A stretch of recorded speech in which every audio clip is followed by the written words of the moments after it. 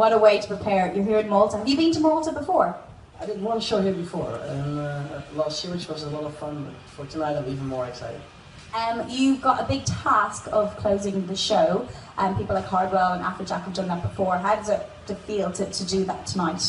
For me, it's an absolute pleasure, and especially like the size of this event. We went yesterday to do sound check, rehearsals, and when you're actually standing in front of the stage, you realize how big it is. Because when you're on the stage, it's a stage. Have you been here before? I haven't. First time. When did you get here?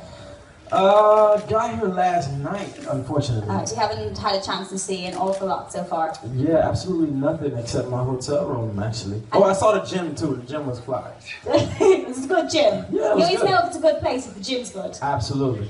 All you got to do is look over to your left there and look at that view. I was actually just looking at him, but like... Yeah. This is my first time actually seeing a view because my room doesn't have the view of this. Did they not give you a sea view? Did you not get a sea view? No, I got I got a sea view and I'm nothing. I got a view of like a Walmart. I don't even know they had Walmarts here. It's crazy. Well, I'm happy you get to see the view. It's great to have you here for Isle of MTV. This is the 9th consecutive year that's been going on and it's a huge event here. How does it feel to be part of it? Oh man, I'm excited.